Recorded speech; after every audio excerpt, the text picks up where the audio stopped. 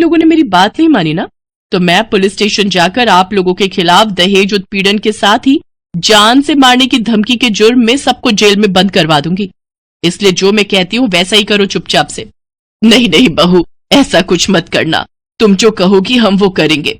इसके बाद जूली उन सबको काम पर लगा देती है।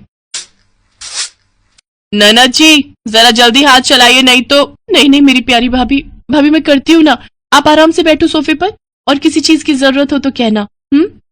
सासू माँ खाना बना या नहीं? अब हमें कल तक का वेट करना होगा क्या? बस बहू रानी तैयार है। थक हार कर ननद सफाई करके वहीं फर्श पर ही लेट जाती है, जिसे देख जूली कहती है, अब यहां क्यों रायते की तरह फैल गई? जाओ उठो और मेरे कपड़े पड़े हैं, उन्हें धोकर आओ। तुम रहने तो ही ना देवरानी जी, कपड़े मैं धो देती हूँ। नहीं कोई जरूरत नहीं, मैंने कहा ना आज आपका छुट्टी का दिन है, आप कुछ नहीं करेंगी। उधर सास पसीने से तरबतर होकर रसोई से बाहर आती है और सबके लिए खाना लगाती है। उफ, ये कोई खाना है? इसकी तो शक्ल देखकर ही खाने का मन नहीं कर रहा। ले जाओ ये खाना, मुझे नहीं खाना, मैं अभी अपने लिए कुछ बाहर से ऑर्डर कर रही हूँ।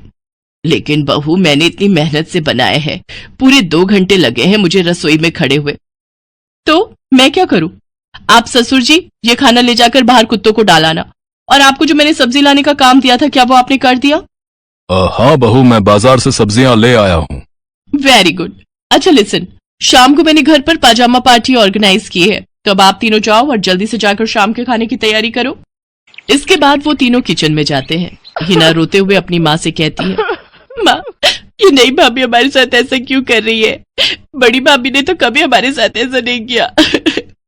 हमारा किया हमारे सामने आ रहा है बेटी, हमने जो बड़ी बहू के साथ किया है उसी की सजा हमें मिल रही है। तभी जूली, हितांश और मानसी भी वहां आ जाते हैं।